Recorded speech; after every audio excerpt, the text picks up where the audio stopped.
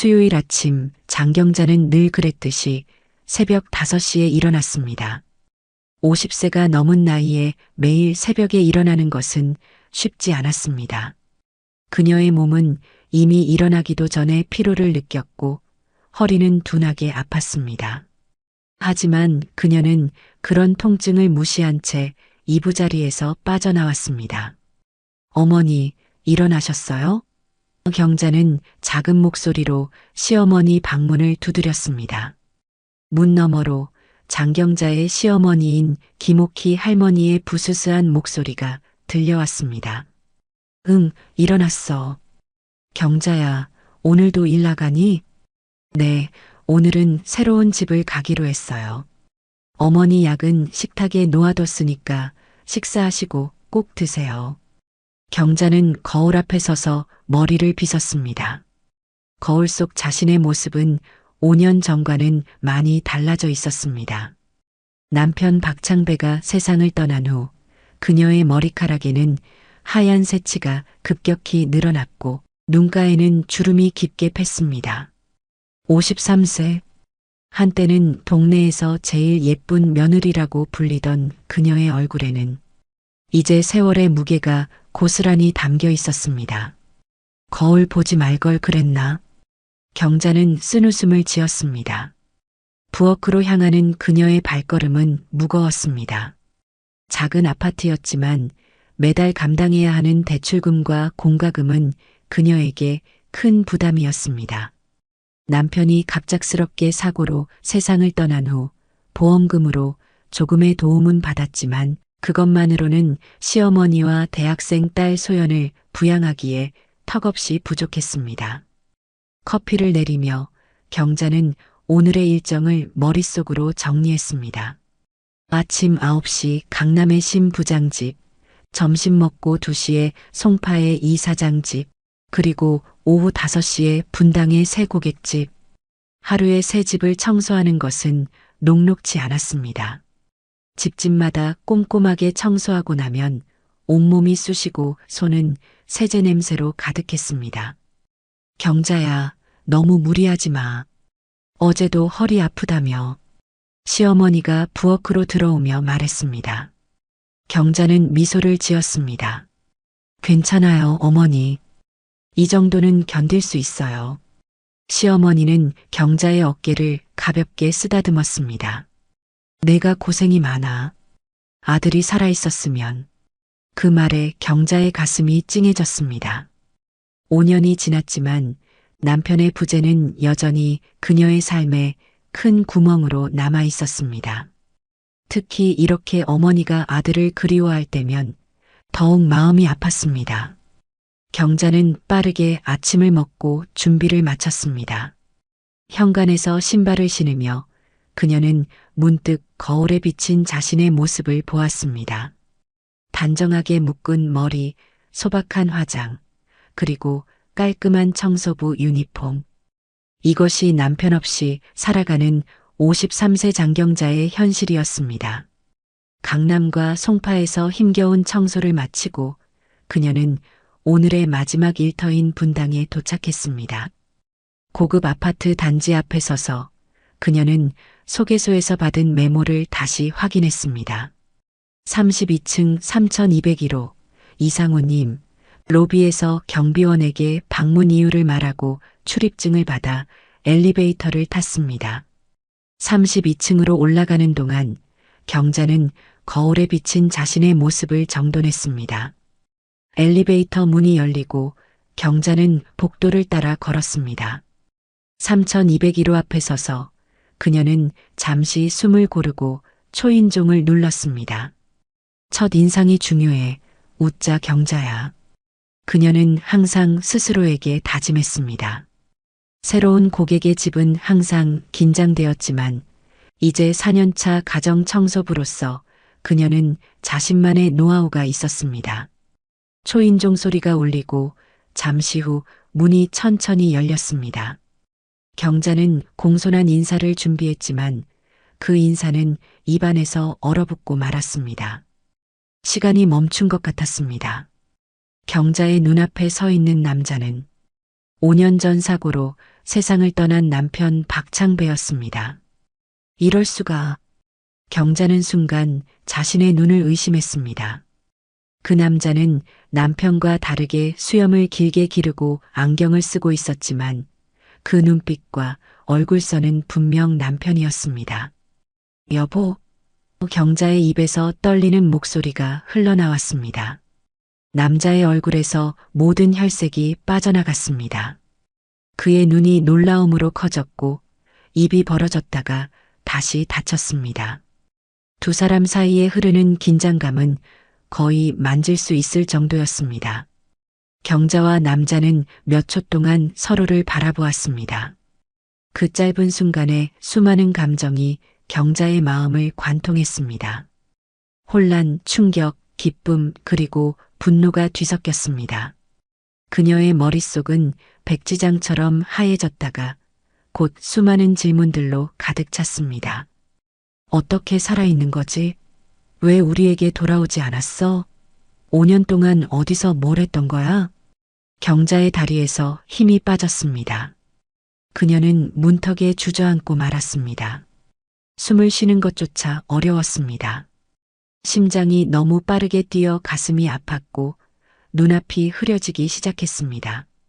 그녀가 의식을 잃을 것 같은 순간 남자가 빠르게 그녀에게 다가왔습니다. 경자야. 남자의 목소리는 낮고 떨렸습니다. 그것은 분명 남편 창배의 목소리였습니다. 경자의 눈에서 눈물이 흘러내렸습니다.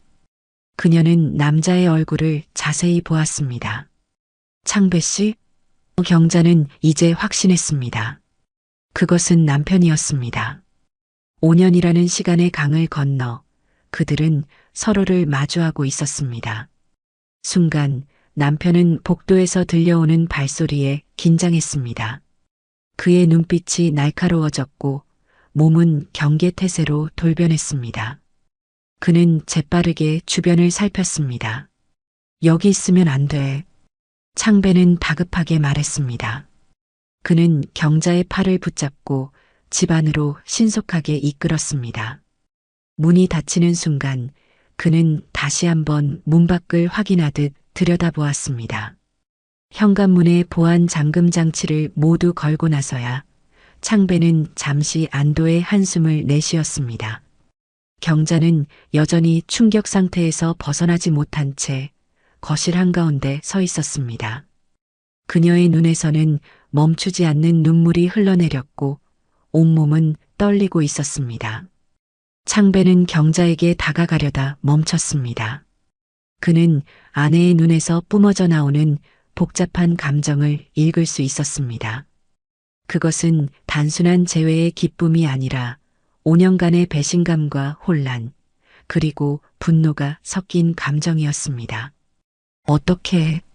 경자는 떨리는 목소리로 겨우 말을 이었습니다. 어머니도 아셔? 소연이는? 나만 모르고 있는 거야? 경자의 목소리에는 5년간의 그리움과 함께 깊은 배신감이 묻어 있었습니다.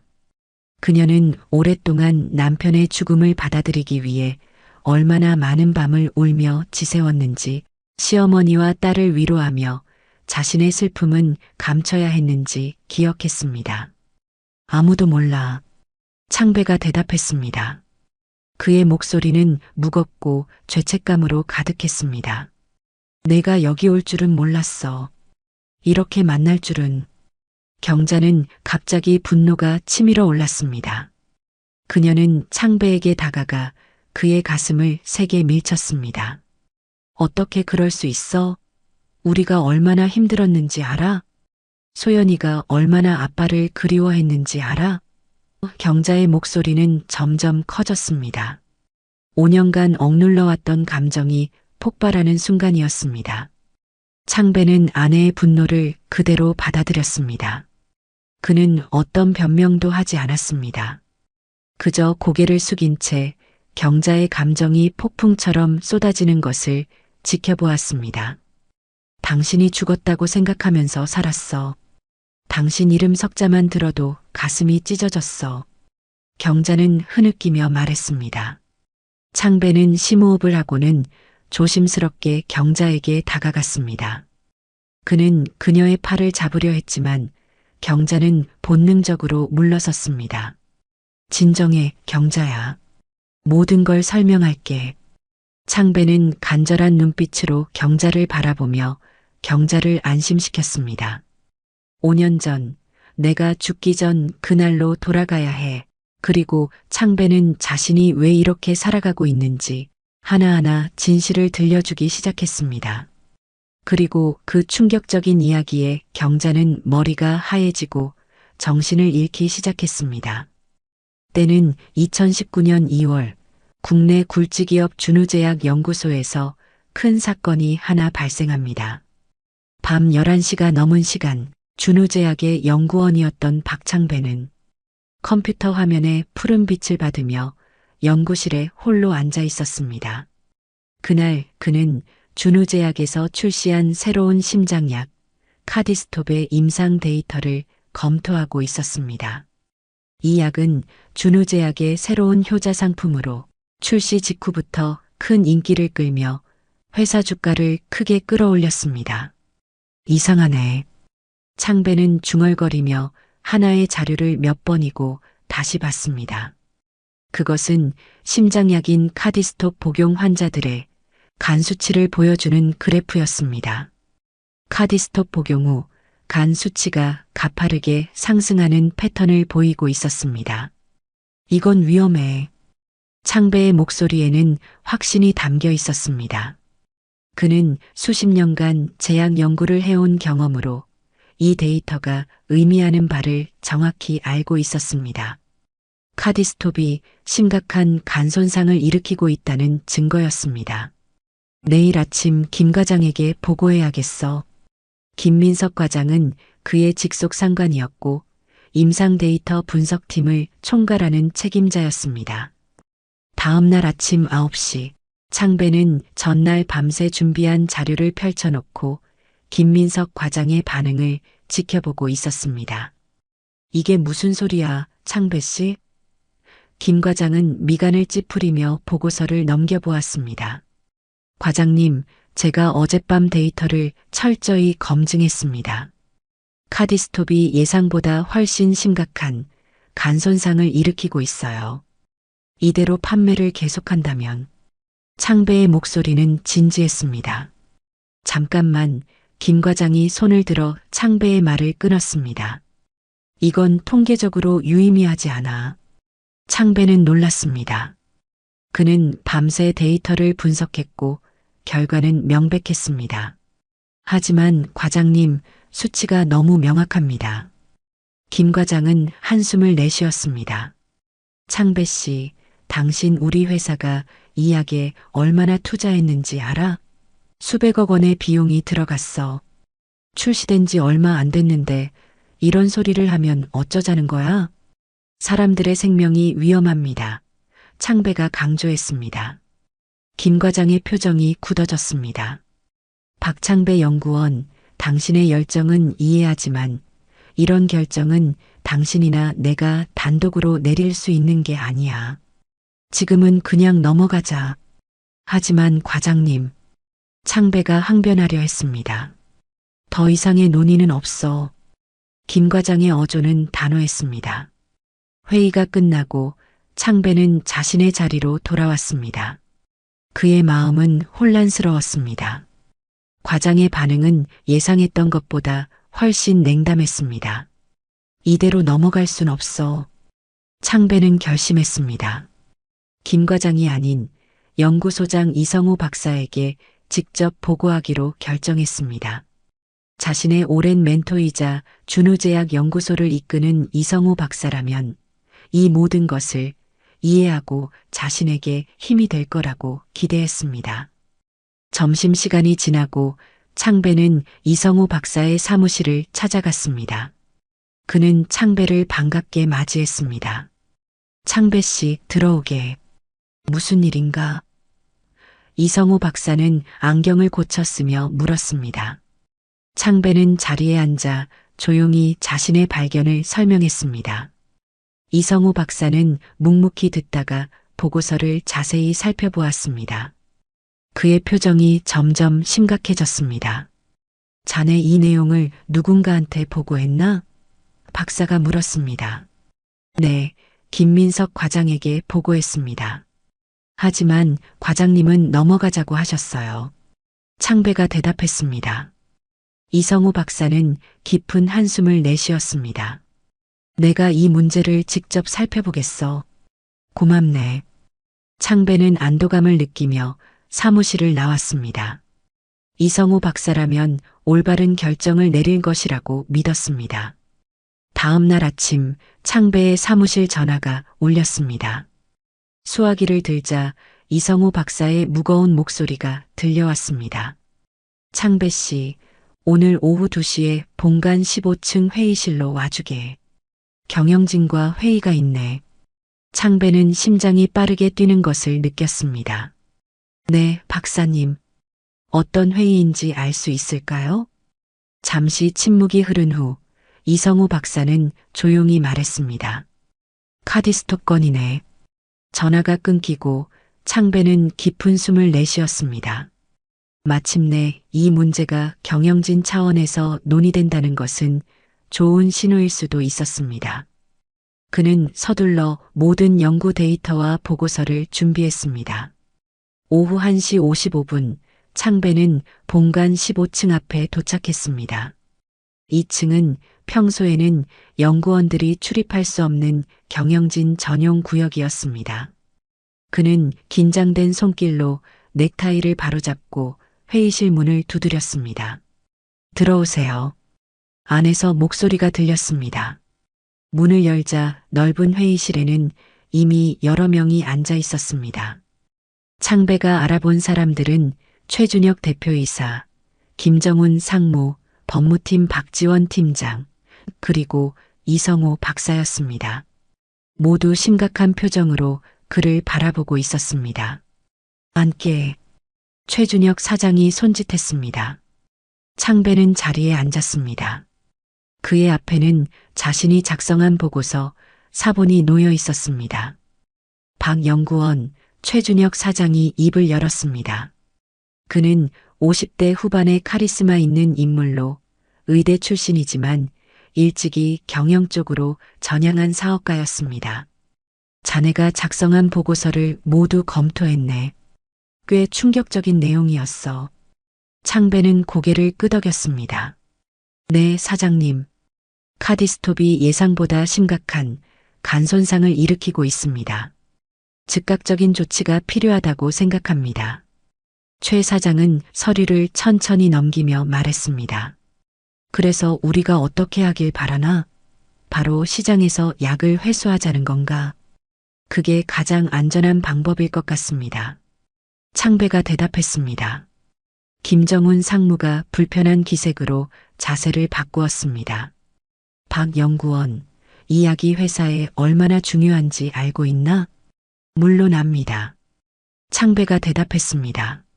하지만 환자들의 안전이 더 중요하지 않습니까? 최 사장이 갑자기 웃음을 터뜨렸습니다. 그러나 그 웃음에는 따뜻함이 없었습니다. 박 연구원, 자네 정말 순진하군.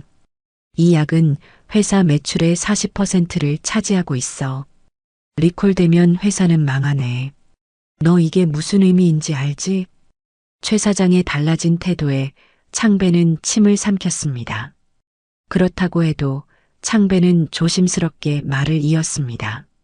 사람들의 생명이 위험합니다. 박 연구원, 최 사장의 어조가 더 날카로워졌습니다. 카디스톱은 수천 명의 심장 질환 환자들의 삶을 개선했어. 조금의 부작용이 있다고 그 심장약을 필요로 하는 사람들을 외면하자는 거야? 창배는 이 논리에 반박하고 싶었지만 최 사장이 계속 말을 이었습니다. 게다가 당신이 가져온 데이터는 아직 충분하지 않아. 더 많은 검증이 필요해. 그렇지 않아. 이 박사? 모든 시선이 이성우 박사에게 향했습니다. 창배는 자신의 멘토가 진실을 말해주길 간절히 바랐습니다. 네, 사장님 말씀대로 추가 연구가 필요할 것 같습니다. 이 박사는 창배를 바라보지 않은 채 말했습니다. 창배는 배신감을 느꼈습니다. 법무팀 박 팀장이 목을 가다듬었습니다. 더구나 이런 보고서가 외부로 유출될 경우 주가 폭락은 물론이고 집단 소송으로 이어질 수 있습니다. 회사의 존폐가 걸린 문제입니다. 창배는 점점 더 고립되는 느낌이 들었습니다. 박 연구원, 최준혁 사장이 갑자기 부드러운 목소리로 말했습니다. 자네의 열정과 양심을 높이 사네. 그런 태도는 좋은 연구원의 자질이지. 사실 우리도 이 문제를 완전히 무시하려는 게 아니야. 추가 연구를 진행할 계획이었어. 자네가 이 연구를 이끌면 어떨까? 자네를 제약연구소 수석 연구원으로 승진시키고 필요한 연구비도 대폭 지원하겠네. 창배의 눈이 커졌습니다. 수석 연구원은 그가 오랫동안 꿈꿔왔던 자리였습니다. 급여도 상당히 오를 것이고 소연이의 대학 등록금 걱정도 덜 수 있을 것입니다. 물론 지금 이 문제는 지금은 공개하지 말고 충분한 데이터가 쌓이면 그때 적절한 조치를 취하자는 거야. 최 사장이 은밀하게 제안했습니다. 잠시 침묵이 흐르고 창배는 깊은 생각에 빠졌습니다. 그는 오랫동안 수석 연구원 자리를 원했고 가족을 위해서도 좋은 기회였습니다. 하지만 죄송합니다, 사장님. 창배는 결연한 표정으로 말했습니다. 사람 목숨이 걸린 문제입니다. 양심을 팔 수 없습니다. 지금 당장 의료진에게 경고하고 필요하다면 약을 회수해야 합니다. 회의실 안의 공기가 얼어붙었습니다.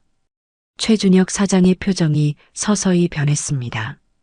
부드러움은 사라지고 차가운 분노가 그 자리를 대신했습니다. 박창배, 최 사장이 이제는 존칭을 뺐습니다. 너 그게 무슨 말인지 알아? 내 경력은 여기서 끝이야. 내가 너 업계에서도 완전히 매장시킬 수 있어. 창배는 그의 위협에 흔들리지 않으려 했지만 속으로는 두려움이 피어올랐습니다. 이 나이에 새 직장을 구하는 것은 쉽지 않을 것입니다. 그래도 제 결정은 변함없습니다. 창배는 흔들리는 목소리를 진정시키며 말했습니다. 최 사장은 잠시 창배를 노려보더니 갑자기 웃음을 지었습니다. 그러나 그 웃음은 창배의 등골을 오싹하게 했습니다. 너 와이프랑 어머님 모시고 한양동 302호 살지? 최 사장이 천천히 말했습니다. 창배의 얼굴이 창백해졌습니다. 그리고 어머님 당뇨약 드시고 최 사장이 계속했습니다. 그리고 내 딸 소연이 효충고 2학년이지? 열심히 공부하는 모습이 참 보기 좋더라. 창배의 손이 떨리기 시작했습니다. 매일 저녁 6시에 같은 길로 집에 가던데 너무 늦은 시간에 혼자 다니면 위험할 텐데. 창배는 숨을 쉴 수 없을 것 같았습니다. 가슴속에서 공포와 분노가 뒤섞였습니다. 자신을 위협하는 것은 견딜 수 있었지만 가족을 위험에 처하게 할 수는 없었습니다. 창배는 떨리는 목소리로 말했습니다. 우리 가족은 이 일과 아무 상관없습니다. 맞아. 그러니까 현명한 선택을 하라는 거야. 나는 너가 생각하는 것보다 위험한 사람이니까. 최 사장이 차갑게 대답했습니다. 오늘 이 자리에서 나온 이야기는 이 방에서만 있었던 일로 하자. 자네는 평소처럼 일하고 이 일은 있는 거야. 알겠나? 창배는 말을 잇지 못했습니다. 그는 이성호 박사를 바라보았지만 박사는 고개를 숙인 채 그를 도울 의지가 없어 보였습니다. 자, 이제 돌아가서 일하게 해. 최 사장이 명령했습니다. 아, 그리고 내일부터는 카디스토 프로젝트에서 빠지게 해. 회의는 그렇게 끝났습니다. 창배는 무거운 다리를 끌고 회의실을 나왔습니다. 복도에서 그는 벽에 기대어 서야 했습니다. 다리가 너무 떨려 걸을 수 없었기 때문입니다. 어떻게 이럴 수가. 그는 중얼거렸습니다. 그날 저녁 창배는 평소보다 늦게 집에 돌아왔습니다. 그는 거리를 몇 시간이나 방황했고 정신을 차렸을 때는 이미 어두워져 있었습니다. 집에 들어서자 아내 경자가 걱정스러운 표정으로 맞이했습니다. 이제 오네? 전화도 안 받고 걱정했잖아. 창배는 억지로 미소를 지었습니다. 미안해, 회의가 길어졌어. 경자는 남편의 창백한 얼굴을 보고 더욱 걱정스러워했습니다. 무슨 일 있어? 얼굴이 안 좋아 보여. 아니야, 그냥 좀 피곤해서. 그날 밤 창배는 잠을 이루지 못했습니다. 협박에 굴복해야 할까? 아니면 계속해서 진실을 밝히기 위해 싸워야 할까? 옆에서 경자가 평화롭게 자고 있는 모습을 보며 창배는 가슴이 아팠습니다. 그는 자신의 가족을 위험에 빠뜨릴 수 없었습니다. 하지만 동시에 수많은 사람들이 카디스톱 때문에 고통받고 있다는 사실도 무시할 수 없었습니다. 그는 조용히 침대에서 일어나 서재로 향했습니다. 노트북을 켜고 오래된 친구이자 의학 전문지 기자인 김창호에게 이메일을 보냈습니다. 창호야, 급한 일이 있어. 내일 만나자. 창배는 전송 버튼을 누르고 깊은 한숨을 내쉬었습니다. 이제 돌이킬 수 없는 강을 건너기 시작했습니다. 앞으로 그를 기다리는 것이 무엇인지 알 수 없었지만 옳은 일을 하고 있다는 확신만은 있었습니다. 다음 날 아침 그의 휴대폰에 메시지가 왔습니다. 친구인 김창호로부터의 답장이었습니다. 오늘 점심 강남역 근처 카페에서 만나자. 창배는 출근하자마자 회사에서 카디스톱의 부작용에 관한 모든 데이터를 USB에 복사하고 창호를 만나러 갔습니다. 창배가 카페에 도착했을 때 김창호는 이미 구석 자리에 앉아 있었습니다. 창호는 40대 초반의 단정한 외모를 가진 남자로 대학 시절부터 창배와 절친한 친구였습니다. 창배야, 오랜만이다. 창호가 일어나 창배를 반겼습니다. 두 사람은 악수를 나누고 자리에 앉았습니다. 어제 갑자기 연락해서 미안해. 창배가 말했습니다. 아니야, 무슨 일인지 궁금했어. 급한 일이라고 했잖아. 창호의 표정은 진지했습니다. 창배는 잠시 주변을 살펴본 후 목소리를 낮추어 말했습니다. 창호야, 너의 도움이 필요해. 무슨 일이야? 창호가 물었습니다. 창배는 깊은 숨을 내쉬고 지난 며칠간 있었던 일을 설명했습니다. 카디스톱의 심각한 부작용, 회사의 은폐 시도, 그리고 가족에 대한 위협까지. 그는 모든 것을 솔직하게 털어놓았습니다. 창호의 표정이 점점 심각해졌습니다. 그래서 내부 고발을 하려는 거야? 그래. 이건 단순한 회사 비밀이 아니야. 사람들의 생명이 걸린 문제야. 창배는 주머니에서 USB를 꺼내 창호에게 건넸습니다. 여기 모든 증거가 있어. 창호는 USB를 받아들고 잠시 바라보았습니다. 그리고는 창배를 쳐다봤습니다. 쉽지 않을 거야. 이렇게 되면 너는 직장도 잃고 지금보다 더 힘들어질 수 있어. 그래도 할 거야? 창배가 인정했습니다. 알아. 하지만 소연이가 커서 이런 상황을 알게 된다면 아빠가 어떤 선택을 했으면 좋겠는지 생각해 봤어. 가족에게 당당한 남편이자 아빠가 되고 싶어. 창호는 USB를 자신의 가방에 넣으며 말했습니다. 알겠어. 내가 준비해 볼게. 창배는 점점 안도감을 느꼈습니다. 고마워, 창호야. 정말 고마워. 창배는 카페를 나오며 처음으로 며칠 만에 진정한 희망을 느꼈습니다. 그는 회사로 돌아가 남은 업무를 마무리했습니다. 이제 그가 할 수 있는 건 창호의 기사를 기다리는 것뿐이었습니다. 다음 날 아침 창배는 평소보다 일찍 회사에 도착했습니다. 그는 밤새 제대로 잠을 이루지 못했고 창호로부터의 연락을 기다리고 있었습니다. 그러나 그의 휴대폰은 조용했습니다. 오전 10시경 갑자기 그의 사무실 문이 열렸습니다. 법무팀 박지원 팀장과 보안 담당자 2명이 들어왔습니다. 박창배 연구원님, 저희와 함께 가주셔야겠습니다. 박 팀장의 목소리는 차갑고 공식적이었습니다. 창배는 의아했습니다. 무슨 일입니까? 사장님께서 면담을 요청하셨습니다. 지금 바로요. 창배의 가슴이 덜컥 내려앉았습니다. 무슨 일이 일어난 것일까? 그는 세 사람과 함께 엘리베이터를 타고 사장실로 향했습니다. 보안 담당자들은 그의 양쪽에 서서 마치 죄인을 호송하는 것처럼 그를 감시했습니다. 사장실 문이 열리자 창배는 충격적인 광경을 마주했습니다. 최준혁 사장의 책상 위에는 자신이 창호에게 건넸던 바로 그 USB가 놓여 있었습니다. 그리고 더 충격적인 것은 창호가 사장 옆에 앉아 있다는 사실이었습니다. 들어오게, 박창배 씨. 최 사장이 냉소적인 미소를 지으며 말했습니다. 창배는 천천히 사무실로 들어섰습니다. 그의 눈은 창호를 향했지만 창호는 그의 시선을 피했습니다. 놀랐나? 최 사장이 물었습니다. 내 친구가 널 배신할 거라고는 생각 못했지? 이게 준우제약의 힘이야. 창배는 말을 잇지 못했습니다. 그의 머릿속은 혼란스러웠고 가슴은 배신감으로 가득했습니다. 창호야. 그가 겨우 말을 꺼냈습니다.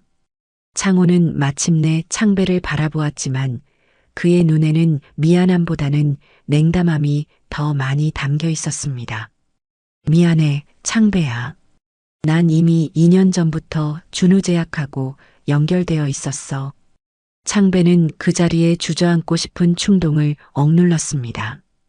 대학 시절부터의 친구, 자신이 가장 신뢰했던 사람이 그를 배신했다는 사실이 그를 완전히 무너뜨렸습니다. 놀라운 일이지? 최 사장이 말을 이었습니다. 내가 배신자라고 다 말해줬어. 창배는 분노와 절망감에 떨고 있었습니다. 당신들은 사람들이 다치고 있다는 사실을 알면서도 비즈니스야, 박창배. 최 사장이 차갑게 대답했습니다. 때로는 희생이 필요해. 그리고 내가 그 희생양이 될 차례야. 박창배, 너는 오늘부로 해고야. 지금 당장 짐 싸. 창배는 예상했던 말이었지만 실제로 들으니 가슴이 무너지는 것 같았습니다. 갑작스러운 해고는 그의 미래를 완전히 불확실하게 만들었습니다. 그리고 최 사장이 손가락으로 책상을 두드리며 말을 이었습니다. NDA 위반으로 10억 손해배상 청구할 거야.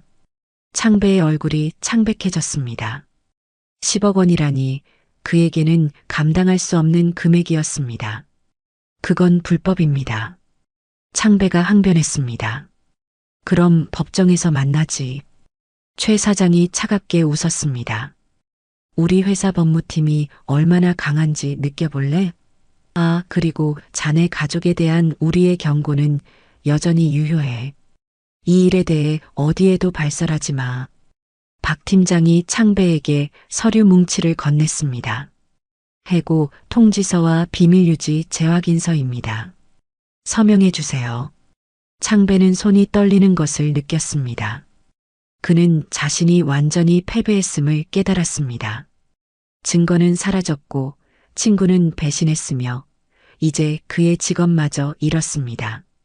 30분 안에 회사를 떠나게 최 사장이 명령했습니다. 창배는 마지막으로 창호를 바라보았습니다. 한때 그가 가장 신뢰했던 친구의 얼굴에는 이제 낯선 사람의 표정만 남아 있었습니다. 너는 이 사람들의 희생양이 되지 않길 바래, 창호야. 창배가 마지막으로 말했습니다. 그는 사장실을 나와 자신의 사무실로 향했습니다. 보안 요원들이 그의 뒤를 따랐습니다. 사무실에 도착하자 동료들은 모두 그를 피하는 듯 했습니다. 소문이 이미 퍼진 모양이었습니다. 창배는 개인 물품들을 상자에 담았습니다. 20년간의 커리어가 이렇게 끝나다니 그는 여전히 현실감을 느끼지 못했습니다. 집에 돌아온 창배는 현관문 앞에 서서 한참을 망설였습니다. 어떻게 아내에게 설명해야 할지, 무엇을 말해야 할지 갈피를 잡을 수 없었습니다. 진실을 말해야 할까? 아니면 그는 깊은 고민에 빠졌습니다. 최준혁 사장의 위협이 귓가에 맴돌았습니다. 그의 가족이 위험에 처할 수 있다는 공포가 그를 짓눌렀습니다. 창배는 아내에게 모든 진실을 말함으로써 가족이 공포에 빠지거나 가족이 마음 아파하는 것을 보고 싶지 않았습니다. 마침내 결심을 한 창배는 깊게 숨을 들이마시고 현관문을 열었습니다. 여보 왔어? 경자의 목소리가 부엌에서 들려왔습니다. 응 왔어. 경자가 부엌에서 나와 남편을 반겼습니다.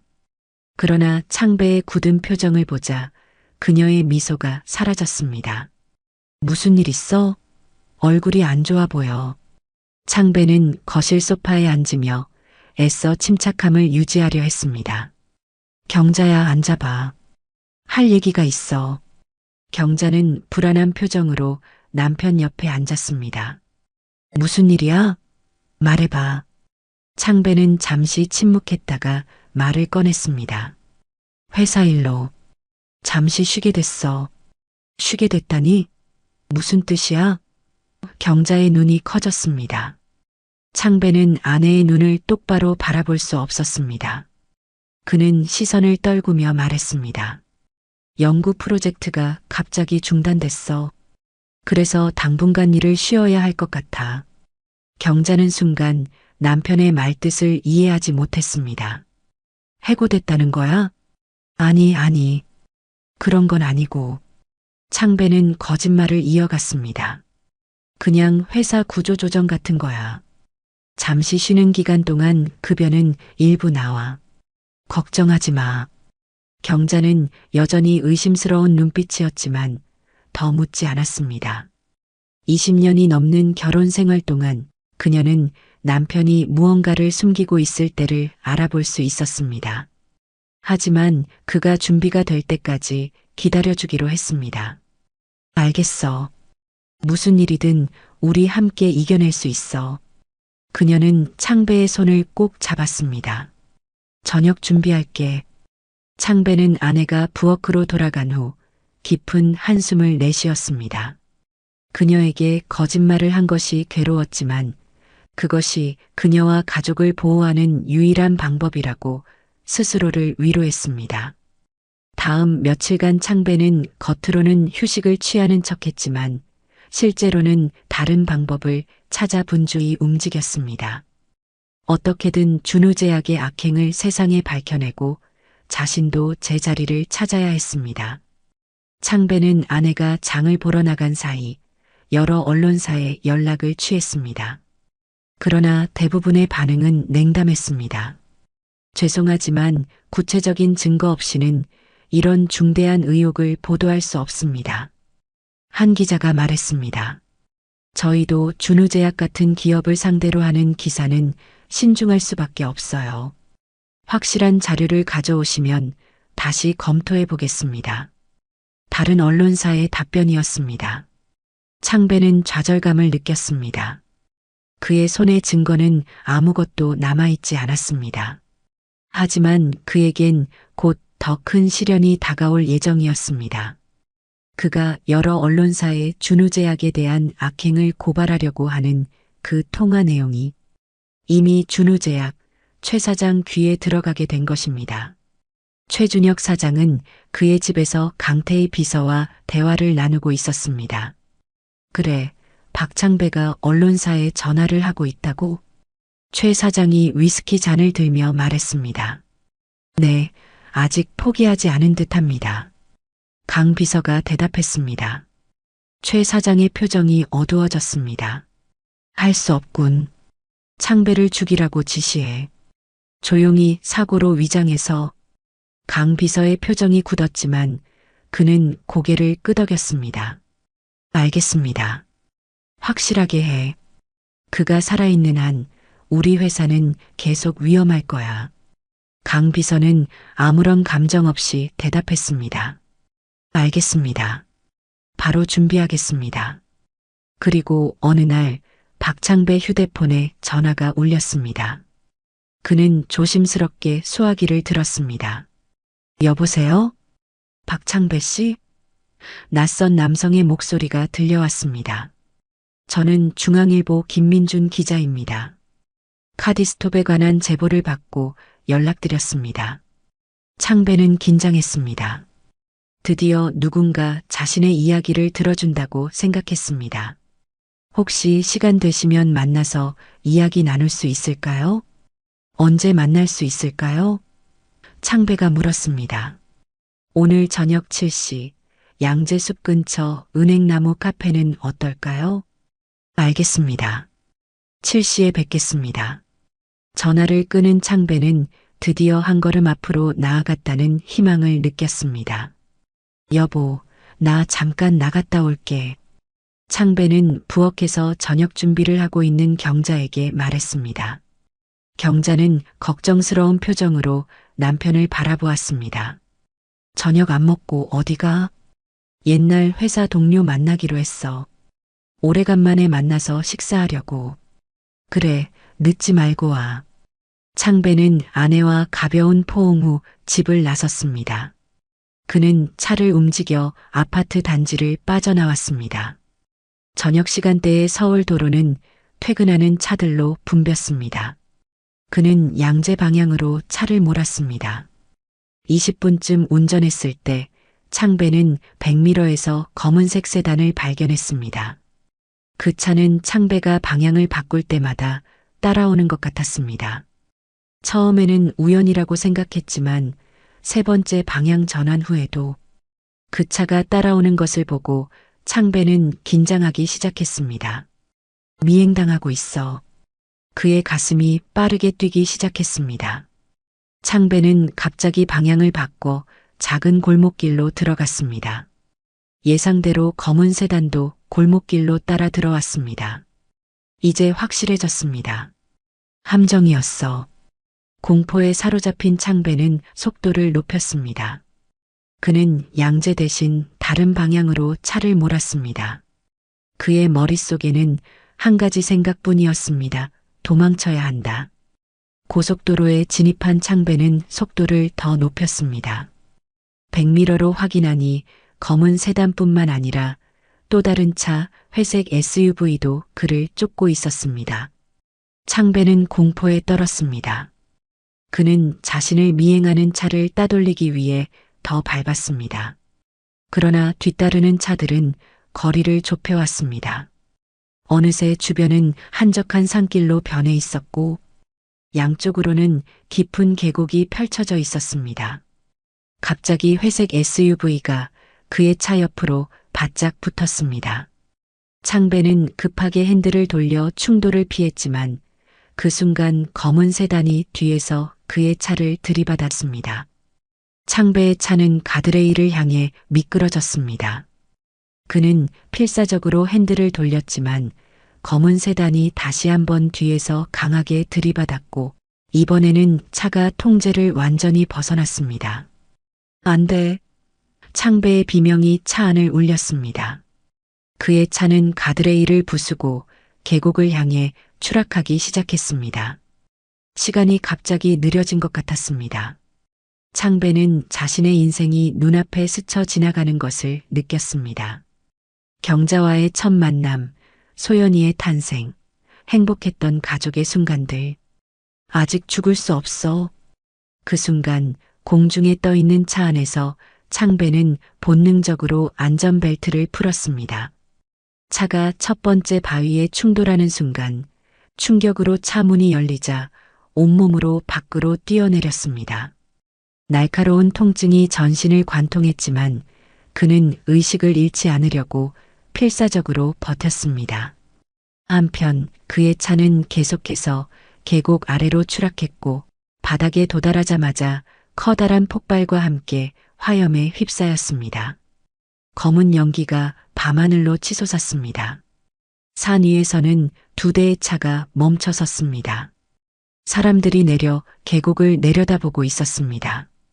그들은 불타는 차를 확인한 후 만족한 듯 서로에게 뭔가를 말했습니다. 잠시 후 두 차는 현장을 떠났습니다. 다음 날 아침 경찰은 경자에게 연락했습니다. 창배의 차가 산길에서 추락해 화재가 발생했다는 소식이었습니다. 차량이 심하게 훼손되어 현장에서 유해를 발견하지 못했습니다. 경찰관이 조심스럽게 말했습니다. 하지만 충돌과 화재의 심각성으로 볼 때 생존 가능성은. 경자는 더 이상 듣지 못했습니다. 그녀의 세계가 무너져 내렸습니다. 그녀는 주저앉아 오열했고 소연이가 달려와 그녀를 부축했습니다. 일주일 후 창배의 장례식이 열렸습니다. 일주일 동안 시신을 찾았지만 시신을 발견하지 못했기 때문에 장례식은 시신 없이 진행됐습니다. 준우제약에서는 공식적으로 조의를 표했고 심지어 최준혁 사장도 잠시 모습을 보였습니다. 정말 안타까운 사고입니다. 박 박사는 훌륭한 연구원이었습니다.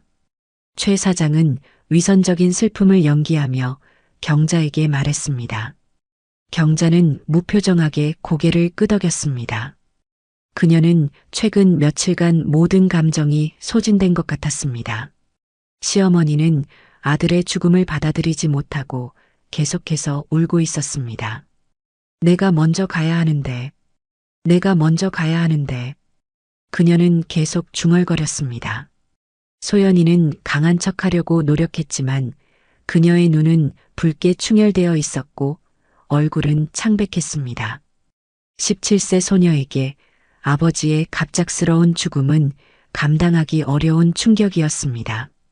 창배의 사진이 꽃으로 둘러싸인 제단 위에 놓여 있었습니다. 사진 속 그는 환하게 웃고 있었고 그 미소는 장례식장의 무거운 공기 속에서 더욱 아이러니하게 느껴졌습니다. 장례식이 끝나고 사람들이 하나둘 떠나갔습니다. 마지막으로 경자, 소연, 그리고 오키 할머니만이 남았습니다. 이제 어떻게 살아가야 할까요, 어머니? 경자가 시어머니의 손을 잡고 물었습니다. 시어머니는 대답 대신 눈물만 흘렸습니다. 소연이는 조용히 어머니와 할머니를 안았습니다. 엄마, 할머니, 우리가 서로를 의지하며 살아갈 거예요. 아빠도 그걸 원하실 거예요. 소연이 용기를 내어 말했습니다. 경자는 딸을 바라보았습니다. 그렇게 어린 나이에 이미 너무 성숙해진 그녀의 모습에 가슴이 아팠습니다. 그래, 내 말이 맞아. 아빠도 그랬을 거야.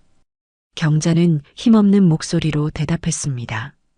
그들은 마지막으로 창배의 사진에 절을 올리고 장례식장을 떠났습니다. 그러나 그들이 알지 못했던 것은 창배가 여전히 살아있다는 사실이었습니다. 산속 어딘가에서 그는 생존을 위해 싸우고 있었습니다. 그의 왼쪽 다리는 분명 부러져 있었고 몸 곳곳에서 피가 흘렀습니다. 추운 밤 공기 속에서 그는 점점 의식을 잃어가고 있었습니다. 여보, 이리 와봐요. 사람이 쓰러져 있어요. 그때 희미한 여성의 목소리가 창배의 귓가에 들려왔습니다. 그는 눈을 뜨려 했지만 눈꺼풀이 너무 무거웠습니다. 아이고, 큰일 났네. 많이 다쳤어요. 남성의 목소리와 함께 창배는 누군가가 자신을 조심스럽게 들어올리는 것을 느꼈습니다. 극심한 통증에 그는 신음했지만 그 와중에 그는 힘을 짜내서 마지막 말을 남기고 기절했습니다. 제발 경찰에 신고하지 마세요. 시간이 얼마나 흘렀는지 모르겠지만 창배가 다시 의식을 찾았을 때 그는 낯선 방에 누워 있었습니다. 작고 소박한 방이었지만 따뜻했고 그의 몸은 두꺼운 이불로 덮여 있었습니다. 왼쪽 다리는 나무 판자로 고정되어 있었고 팔과 머리에는 붕대가 감겨 있었습니다. 그때 방문이 열리고 70대쯤 되어 보이는 노부인이 들어왔습니다. 그녀는 창배가 깨어난 것을 보고 놀란 표정을 지었습니다. 아이고, 드디어 깨어나셨네요. 영감, 빨리 와보세요. 곧 노인도 들어왔습니다. 그는 창배를 걱정스럽게 바라보았습니다. 젊은이, 정신이 들어요? 물 좀 마실래요? 창배는 간신히 고개를 끄덕였고 노부인이 그의 입에 물을 조심스럽게 가져다 주었습니다. 시원한 물이 목을 타고 내려가자 그제야 조금 정신이 들었습니다. 여기가 어디죠? 창배가 물었습니다. 우리 집이에요. 산속 작은 집이지요. 산책을 하는데 당신이 계곡 근처 숲을 사이에 쓰러져 있었지요. 많이 다치셨더군요. 창배는 기억을 더듬었습니다. 얼마나 오래 있었죠? 사흘이요. 노인이 대답했습니다. 열이 심하게 나서 거의 돌아가실 뻔했어요. 아내가 민간요법으로 열을 내렸지요. 병원에 데려가려 했는데 당신이 계속 안 돼 하며 손사래를 치셨어요. 창배는 잠시 침묵했습니다. 그리고는 조심스럽게 입을 열었습니다. 누군가가 저를 죽이려 했습니다. 노부부는 서로 놀란 표정을 교환했지만 곧 노인이 고개를 끄덕였습니다. 그렇군요. 당신 차가 계곡에서 폭발했다는 뉴스가 나왔어요. 실종자로 수색 중이라고 했지요. 창배는 충격을 받았습니다. 지금쯤 모두가 자신이 죽었다고 생각하고 있을 것입니다. 경자와 소연, 어머니, 그들은 얼마나 슬퍼하고 있을까요? 창배는 깊은 생각에 잠겼습니다. 가족에게 자신이 살아있다는 사실을 알리면 어떻게 될까요? 준우제약은 다시 그를 노릴 것이고 이번에는 가족들도 위험에 처할 수 있습니다. 지금은 돌아갈 수 없을 것 같습니다. 창배가 천천히 말했습니다. 제가 살아있다는 사실이 알려지면 제 가족들도 위험해질 거예요. 노부부는 서로를 바라보았고 노인이 고개를 끄덕였습니다. 당분간 여기 계셔도 돼요. 노부인이 말했습니다. 다리가 다 나을 때까지는 어차피 움직일 수 없을 테니까요. 창배는 깊은 감사를 표했습니다. 정말 감사합니다. 어떻게 은혜를 갚아야 할지. 그런 말씀 마세요. 노인이 손을 저었습니다. 우리는 자식이 없어요. 당신이 이렇게 와준 것이 오히려 우리에게 기쁨이에요. 그렇게 창배는 노부부의 보살핌 아래 천천히 회복되기 시작했습니다. 그러면서 창배는 준우제약에 복수하고 자신의 삶을 찾을 수 있는 방법을 고민하고 또 고민했습니다. 창배가 어느 날 저녁 세 사람이 식사를 마친 후 말했습니다. 저는 지금처럼 죽은 상태로 지내면서 증거를 모아야겠습니다. 위험한 결정이네요. 노인이 걱정스럽게 말했습니다. 노부인이 물었습니다. 그럼 언제 가족에게 돌아갈 수 있을까요? 창배는 잠시 생각에 잠겼습니다. 5년 안에 반드시 진실을 밝히고 가족에게 돌아갈 겁니다. 부작용 은폐에 대한 공소시효가 5년이거든요. 그 전에 증거를 확보해서 준우제약을 법정에 세워야 합니다. 5년이라 긴 시간이네요. 노인이 한숨을 쉬었습니다. 네, 하지만 제 가족을 위해서라도, 제 잃어버린 삶을 위해서라도 견뎌야 합니다. 창배의 눈에는 결연한 의지가 담겨 있었습니다. 그 후 창배는 자신의 새로운 정체성을 준비하기 시작했습니다. 그는 머리와 수염을 기르고 가짜 신분증을 만들었습니다. 이상우라는 새 이름으로. 그렇게 노부부의 집에서 몇 주를 지내고 창배는 독립할 준비를 마쳤습니다. 노부부는 창배에게 자신들이 가지고 있던 돈을 조금 주었고 창배는 그것으로 서울에서 멀리 떨어진 작은 도시에 방 하나를 임대했습니다. 이 은혜 꼭 갚겠습니다. 떠나는 날 창배는 노부부에게 깊이 고개를 숙였습니다. 우리에게는 당신이 살아있다는 것만으로도 큰 기쁨이에요. 노부인이 따뜻하게 말했습니다. 언제든 도움이 필요하면 연락하세요. 우리 집은 언제나 열려 있어요. 창배는 감사의 눈물을 참으며 그들과 작별했습니다. 그렇게 창배, 이제는 이상우가 된 그는 준우제약과의 본격적인 전쟁을 시작했습니다. 창배가 죽었다는 사실이 오히려 그에게 무기가 된 것입니다. 그 후 창배는 몇 달 동안 10명 이상의 카디스톱 피해자들을 만났습니다. 그들 중 일부는 준우제약을 상대로 소송을 준비하고 있었지만 대부분은 확실한 증거가 없거나 준우제약의 거대한 힘에 힘쓰지 못하고 있었습니다. 그렇게 창배는 점점 더 많은 피해자들을 만나면서 이들에게 함께 싸울 수 있는 공통체가 필요하다는 것을 느꼈습니다. 그렇게 약물 피해자 연대라는 단체를 만들었습니다. 창배는 피해자들 중 몇몇 적극적인 사람들을 중심으로 단체의 기초를 다지기 시작했습니다. 창배는 자신의 얼굴은 공개적으로 드러내지 않고 운영과 대표는 또 다른 카디스톱 피해자 김정호 씨가 맡았습니다. 그들은 카디스톱 외에도 다른 위험한 약물들에 대한 캠페인을 진행했고 몇몇 소규모 제약회사들이 리콜을 선언하는 성과를 이루기도 했습니다. 하지만 창배의 주요 목표는 여전히 준우제약과 카디스톱이었습니다. 그렇게 시간이 흘러 창배는 약물 피해자 연대를 이끌며 준우제약에게 복수할 증거를 모아왔고 약물 부작용 공소시효가 얼마 남지 않은 지금 아내를 만나게 된 것입니다. 이제 결정적 증거 몇 개만 더 찾으면 그 회사를 법정에 세울 수 있어. 창배의 목소리가 작은 아파트에 울려 퍼졌습니다. 경자는 소파에 앉아 손을 꼭 쥔 채 남편의 이야기를 끝까지 들었습니다. 처음 그를 보았을 때의 충격이 가시고 이제 그녀는 차분히 현실을 받아들이려 노력하고 있었습니다. 그리고 갑자기 결심한 듯 입을 열었습니다.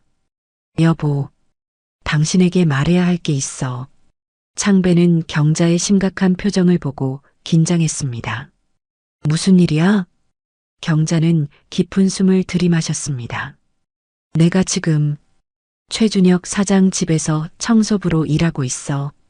창배의 얼굴이 창백해졌습니다. 언제부터? 창배의 목소리가 떨렸습니다. 당신이 죽고 나서 얼마 안 됐어.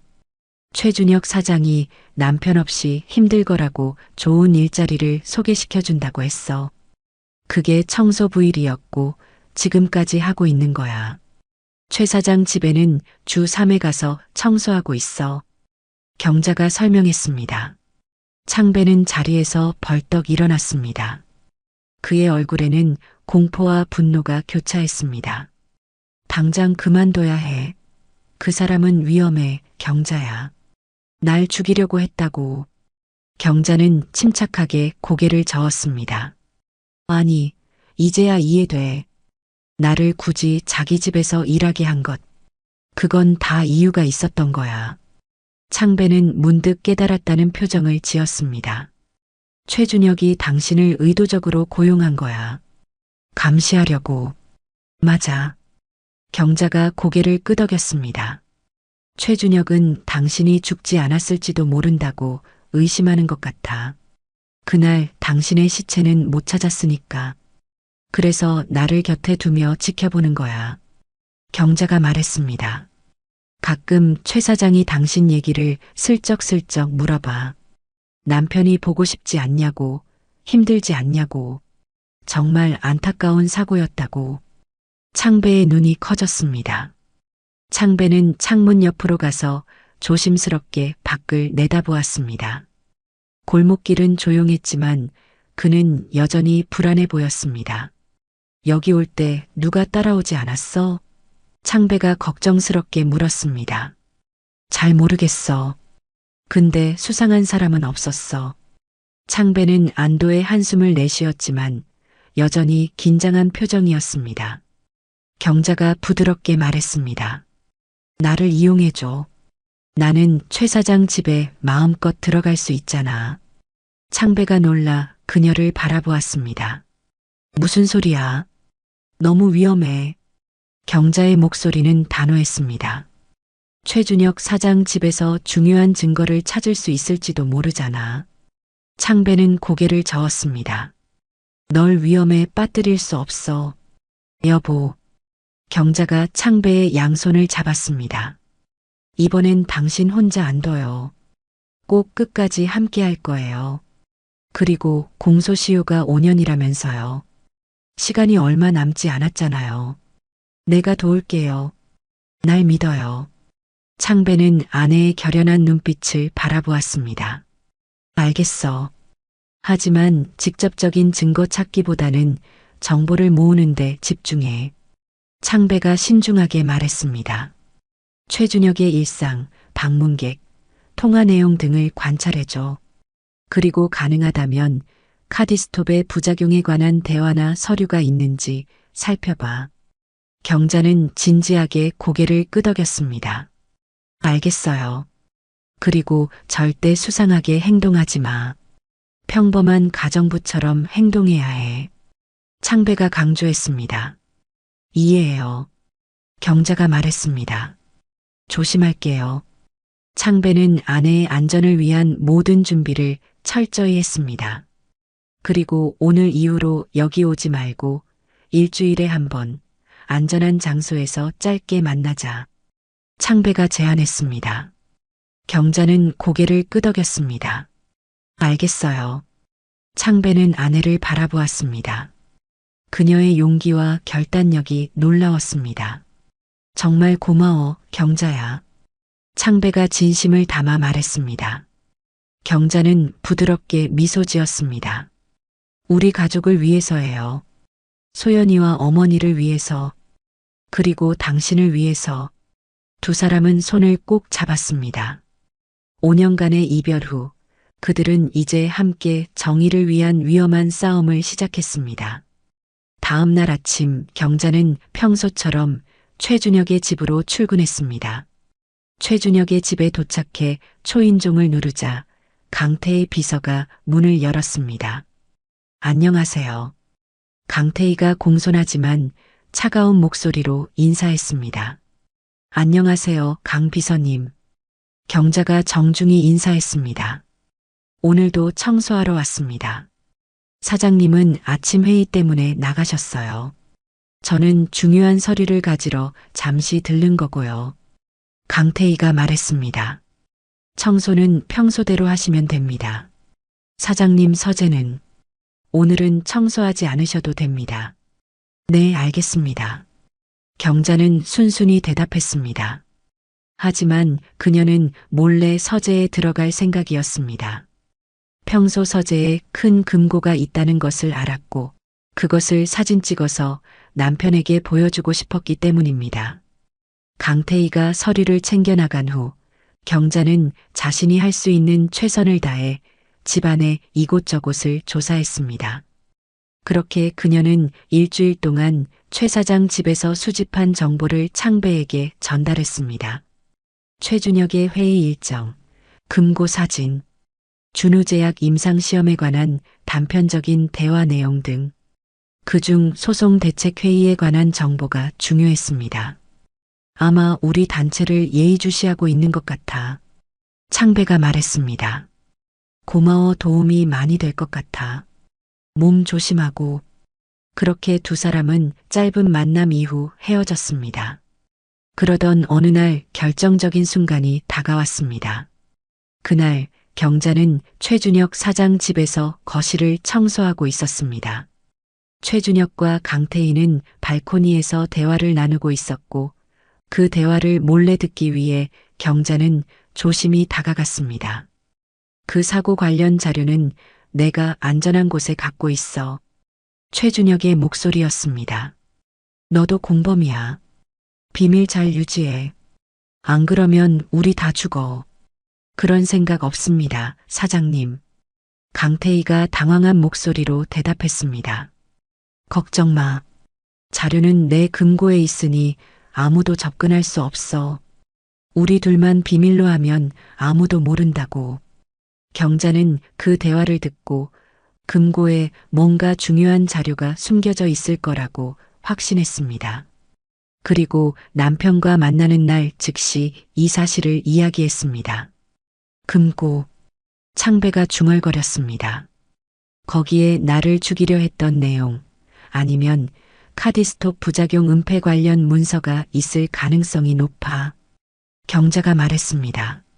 하지만 금고를 열려면 비밀번호가 필요해요. 창배가 생각에 잠겼습니다. 시도해볼 만한 비밀번호를 알려줄게. 준우제약 창립일, 그의 결혼기념일, 내가 그와 관련된 내용을 모두 정리해서 줄게. 타이밍을 봐서 가능할 때 시도해봐. 경자는 고개를 끄덕였습니다. 알겠어요. 창배는 잠시 생각에 잠겨 있다가 말했습니다. 하지만 너무 무리하지는 마. 들키면 위험해. 알고 있어요. 조심할게요. 경자가 대답했습니다. 한편 최준혁은 준우제약 사장실에서 굳은 표정으로 컴퓨터 화면을 바라보고 있었습니다. 약물 피해자 연대의 홈페이지가 열려 있었고 최근 그들이 발표한 성명서가 화면에 떠 있었습니다. 준우제약의 심장약 카디스톱은 심각한 간 손상을 일으키며 이 사실을 회사 측이 알고도 은폐했다는 증거를 수집했습니다. 곧 이 사실이 전 세계에 알려질 것입니다. 최준혁은 화면을 노려보며 주먹을 꽉 쥐었습니다. 최근 몇 주 동안 이 단체의 활동이 점점 더 구체적으로 준우제약을 겨냥하고 있었습니다. 강태희가 녹후 후 사무실로 들어왔습니다. 사장님, 조사 결과를 가져왔습니다. 어서 말해봐. 최준혁이 초조한 목소리로 말했습니다. 약물 피해자 연대의 활동을 분석해봤습니다. 공식적으로는 김정호라는 사람이 대표로 등록되어 있지만 실제 운영은 정체불명의 고문이 맡고 있는 것으로 보입니다. 최준혁은 턱을 괴며 생각에 잠겼습니다. 그러다니 갑자기 책상에서 일어나 창가로 걸어갔습니다. 5년 전 그 사고, 박창배의 시신은 결국 발견되지 않았지? 강태희의 표정이 굳어졌습니다. 네, 그렇습니다. 차량만 발견되었고 화재로 인해 내부가 거의 소실되었습니다. 법의학적으로는 사망으로 추정될 뿐이죠. 추정? 최준혁은 그 단어를 곱씹었습니다. 그럼 살아있을 가능성도 있다는 거지. 하지만 사장님, 그건 거의 불가능합니다. 그런 추락사고에서 살아남기는. 아니 근데 지금 이 걸리적거리는 약물 피해자 연대, 그리고 박창배가 살아있다면 이거 너무 얘기가 그럴듯하게 흘러가지 않아? 박창배가 그 약물 피해자 연대를 운영하고 있는 것 아니야? 최준혁이 차갑게 말했습니다. 그는 잠시 생각하더니 다시 말을 이었습니다. 박창배의 아내 감시 강화해. 장경자. 다음에 장경자가 우리 집에 올 때는 내가 계속 그녀 곁에 있어. 알겠습니다, 사장님. 강태희가 고개를 숙였습니다. 그러던 어느 날이었습니다.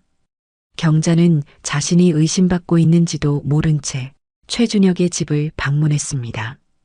그날은 청소날이긴 했지만 경자는 마음속으로 금고 비밀번호를 알아내기 위한 시도를 해야겠다고 생각했습니다. 하지만 그 생각이 큰 화를 불러올지 그때는 몰랐습니다. 그녀는 평소처럼 집 앞에서 초인종을 눌렀습니다. 강비서가 문을 열었습니다.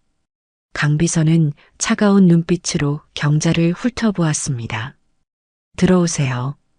경자는 공손하게 인사하고 집 안으로 들어갔습니다. 최준혁은 집 안에 없었고 아파트에는 그녀와 강태희만 남아 있었습니다. 평소처럼 청소해 주세요. 저는 계속 여기 있을 겁니다. 강태희가 경자를 노려보며 말했습니다. 네, 알겠습니다. 경자는 침착하게 대답했습니다. 그녀는 청소 도구를 꺼내고 평소처럼 거실부터 청소를 시작했습니다. 손은 일상적인 동작을 반복했지만 그녀의 머릿속은 온통 금고와 남편이 준 비밀번호 목록으로 가득 차 있었습니다. 서재로 들어간 경자는 평소처럼 먼지를 털고 바닥을 청소하기 시작했습니다. 그녀의 눈은 자연스럽게 왼쪽 벽에 있는 금고를 향했습니다. 그때 강태희의 휴대폰이 울렸습니다. 네, 여보세요? 강태희가 전화를 받았습니다. 지금이었습니다. 그가 통화에 신경 쓰는 사이 경자는 금고 비밀번호를 하나씩 누르기 시작했습니다. 최 사장의 결혼기념일. 금고가 반응하지 않았습니다. 최 사장 딸의 생일과 어머니 기일. 금고가 반응하지 않았습니다. 그리고 준유제약 창립기념일과 최 사장의 생일을 조합한 번호 525만 321. 드디어 금고에서 작은 삐소리가 나고 잠금 장치가 풀렸습니다. 시간이 없었습니다. 그녀는 재빨리 금고 문을 열었습니다. 금고 안에는 여러 폴더와 서류들이 정돈되어 있었습니다. 그녀는 뭔지 모르기 때문에 일단 핸드폰으로 다 찍었습니다. 언제 강 비서가 방으로 들어올지 모르기 때문에 빠르게 처리해야 했습니다. 숨은 막혀오고 가슴은 뛰고 식은땀이 흘렀지만 그녀는 최선을 다해 모든 자료를 사진 찍었습니다. 순간 서재 문이 열렸습니다. 강 비서였습니다. 하지만 경자는 이미 촬영을 마친 상황이었습니다. 강 비서는 경자를 한참 지켜보더니 다른 곳으로 이동했고 그녀는 그 사이 창배에게 짧은 메시지를 보냈습니다. 금고 열었어요. 곧 갈게요. 그렇게 청소를 마치니 일시간이 지났습니다. 청소 끝났어요. 이만 가보겠습니다. 경자가 강 비서에게 말했습니다. 그리고 현관문 쪽으로 걸어가는 순간 강태희가 갑자기 그녀의 앞을 막아섰습니다. 잠시만요. 휴대폰 좀 봐도 되겠습니까? 경자는 심장이 멎는 듯한 충격을 느꼈지만 겉으로는 놀란 표정만 지었습니다. 네, 제 휴대폰이요? 왜 그러시는데요? 사장님 지시입니다. 강태희가 차갑게 말했습니다. 경자가 항의했습니다. 그건 제 사생활인데요. 강태희의 눈이 좁아졌습니다. 휴대폰 좀 보여주세요. 경자는 공포에 사로잡혔습니다. 그녀의 휴대폰에는 방금 찍은 모든 증거 사진이 있었습니다. 지금 휴대폰을 보여준다면 모든 것이 끝장날 것입니다. 정말 죄송하지만 그건 안 될 것 같아요. 제 개인 휴대폰에는 사적인 내용이 많아서 경자가 단호하게 말했습니다. 두 사람 사이에 팽팽한 긴장감이 흘렀습니다. 그때 강 비서가 경자에게 다가오기 시작했습니다. 무력을 써서라도 핸드폰을 뺏을 것처럼 보였습니다. 경자의 가슴은 이미 터질 듯이 뛰고 있었습니다. 그 순간 초인종이 울렸습니다. 저기요, 배달이요. 문 밖에서 누군가 외쳤습니다. 초인종이 계속해서 울렸고 강 비서는 짜증스러운 표정으로 문 쪽으로 향했습니다. 그가 현관문을 열기 위해 눈을 돌린 그 짧은 순간 경자는 재빨리 휴대폰을 꺼내 모든 사진을 창배에게 전송했습니다. 그리고 나서 모든 사진을 삭제했습니다. 강 비서가 현관을 열고 확인하자 아무도 없었습니다. 강 비서는 의아한 표정으로 고개를 저은 채 다시 경자에게 돌아왔습니다. 휴대폰 보여주세요. 경자는 마지못해 핸드폰을 꺼냈습니다. 정말 필요하다면 보여드릴게요. 하지만 이건 사생활 침해고 실수하시는 겁니다. 강 비서는 그녀의 휴대폰을 받아 갤러리를 열어보았습니다. 가족 사진과 일상적인 사진들만 있었고 의심되는 사진은 없었습니다. 그는 마지못해 휴대폰을 돌려주었습니다.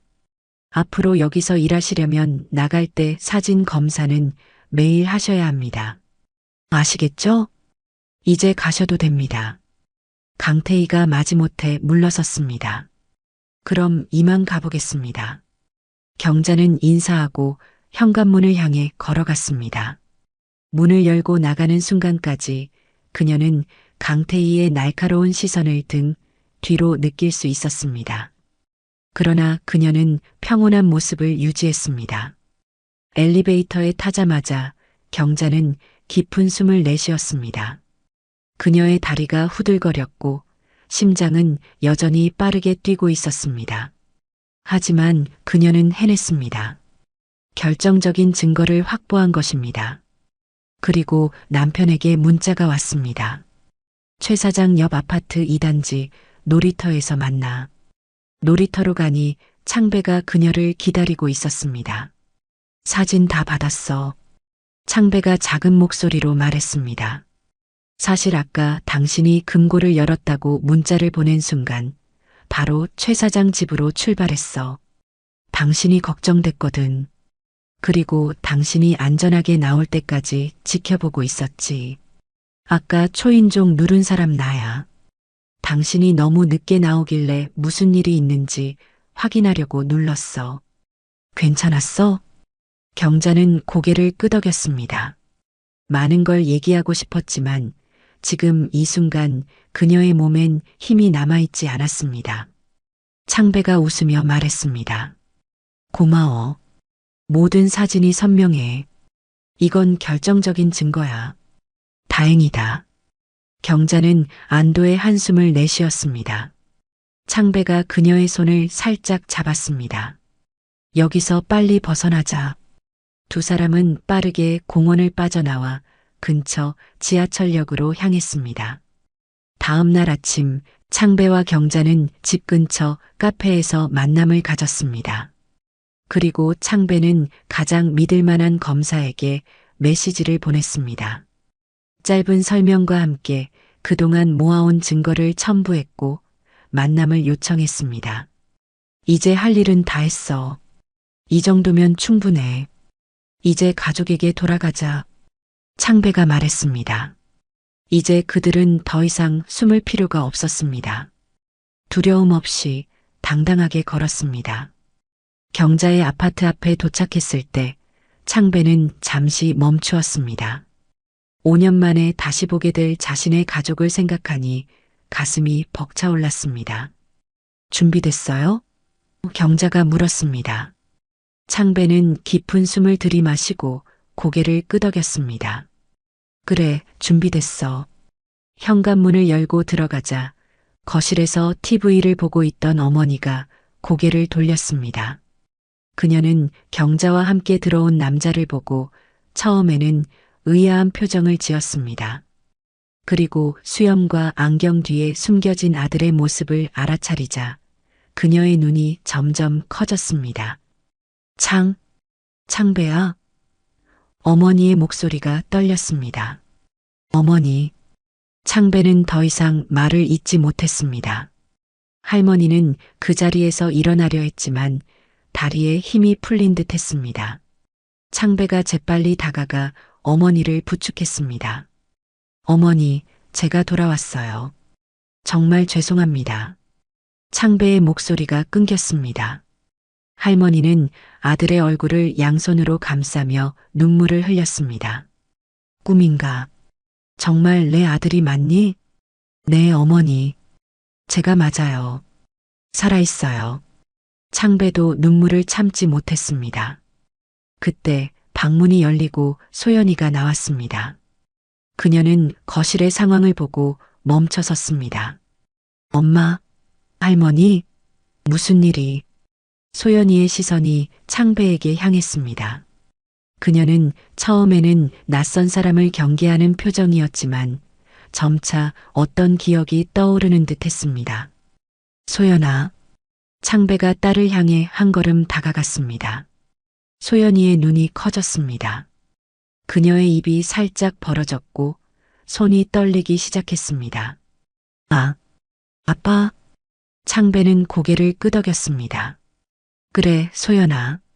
아빠야. 소연이는 잠시 믿을 수 없다는 표정으로 서 있다가 갑자기 달려와 창배를 꽉 껴안았습니다. 아빠, 정말 아빠 맞아요? 어떻게 이럴 수가. 창배는 딸을 품에 안고 오열했습니다. 그가 마지막으로 본 소연은 고등학생이었습니다. 이제 그녀는 어엿한 대학생이 되어 있었고 그 사이 놓친 시간은 결코 돌아오지 않을 것입니다. 미안해, 소연아. 정말 미안해. 창배는 딸의 등을 토닥이며 반복해서 말했습니다. 경자는 그 모습을 바라보며 눈물을 흘렸습니다. 마침내 그들의 가족이 다시 하나가 되었습니다. 5년간의 이별을 끝내고 이제 다시 시작할 수 있게 되었습니다. 그날 밤 창배는 가족들에게 모든 진실을 털어놓았습니다. 준우제약에서 발견한 카디스톱의 위험성, 회사의 은폐 시도, 그를 죽이려 했던 음모, 그리고 5년간 이상으로 살아온 이야기까지. 가족들은 충격과 분노, 그리고 안도감을 느끼며 그의 이야기를 들었습니다. 이제 끝날 거예요. 창배가 말했습니다. 우리는 모든 증거를 확보했고 검찰에 전달했어요. 최준혁과 준우제약은 법의 심판을 받게 될 거예요. 그의 말이 끝나자마자 창배의 휴대폰이 울렸습니다. 검사로부터의 연락이었습니다. 보내주신 자료를 검토했습니다. 내일 아침 9시 제 사무실로 와주시겠습니까? 정식으로 진술을 받고 수사를 시작하겠습니다. 창배는 안도의 한숨을 내쉬었습니다. 네, 가겠습니다. 감사합니다. 전화를 끄는 창배는 가족들을 바라보았습니다. 내일부터 공식 수사가 시작될 거예요. 경자가 그의 손을 꼭 잡았습니다. 이제 정말 끝나가는 거예요? 창배는 아내의 손을 마주 잡으며 고개를 끄덕였습니다. 그래, 이제 모든 것이 끝나간다. 우리 가족이 다시 함께할 수 있어. 두 사람은 따뜻한 포옹을 나누었고 소연과 할머니도 함께 그들을 껴안았습니다. 그들의 눈에는 이제 두려움이 아닌 희망의 빛이 비치고 있었습니다. 그로부터 3개월 후 신문과 뉴스는 준우제약 스캔들을 보도하기 시작했습니다. 경자가 촬영한 문서와 창배가 5년간 모은 증거들이 결합되어 검찰에 전달되었고 그것은 큰 스캔들로 발전했습니다. 준우제약 최준혁 대표 구속, 준우제약 주가 70% 폭락, 투자자들 집단소송 준비 카디스톱 전 세계 리콜 조치. 뉴스 화면에는 수갑을 찬 최준혁이 검찰청으로 들어가는 모습이 비춰졌습니다. 한때 거만했던 그의 표정은 이제 공포와 좌절로 가득 차 있었습니다. 창배는 법적으로 자신의 신분을 회복했고 사망 판정은 취소되었습니다. 저녁 창배와 경자는 한강이 내려다 보이는 카페에 앉아 있었습니다. 긴 여정이었어. 창배가 창밖을 바라보며 말했습니다. 그래요. 경자가 대답했습니다. 하지만 우리는 해냈어. 함께. 창배는 경자의 손을 잡았습니다. 경자는 미소 지었습니다. 우리 가족이 다시 하나가 됐어요. 창배는 고개를 끄덕였습니다. 소연이가 정말 자랑스러워. 의대에 지원한다니. 아버지를 닮았나 봐요. 경자가 웃으며 말했습니다. 두 사람은 잠시 침묵 속에서 서로를 바라보았습니다. 그들의 눈에는 이제 더 이상 두려움도 슬픔도 없었습니다. 오직 사랑과 희망만이 가득했습니다. 앞으로 어떻게 될까요? 경자가 물었습니다. 창배는 잠시 생각하더니 대답했습니다. 모르겠어. 하지만 우리가 함께라면 무슨 일이든 헤쳐나갈 수 있을 거야. 그는 아내의 손을 꼭 잡았고 경자도 그의 손을 마주 잡았습니다. 그들 앞에는 불확실한 미래가 펼쳐져 있었지만 이제 그들은 더 이상 혼자가 아니었습니다. 가족과 함께 그리고 서로에게 의지하며 그들은 어떤 어려움도 이겨낼 수 있을 것입니다. 창밖으로 석양이 한강 위로 물들고 있었습니다. 새로운 날이 저물고 또 다른 날이 시작되려 하고 있었습니다. 창배와 경자에게도 5년간의 긴 암흑은 끝나고 희망찬 새 시작이 기다리고 있었습니다. 집에 가자. 창배가 일어서며 말했습니다. 가족이 기다리고 있어. 경자는 미소 지으며 고개를 끄덕였습니다. 네, 집에 가요. 우리 가족이 있는 곳으로. 두 사람은 손을 맞잡고 카페를 나섰습니다. 그들의 뒤로 한강의 석양이 아름답게 빛나고 있었고 그 빛은 마치 그들의 밝은 미래를 암시하는 듯 했습니다.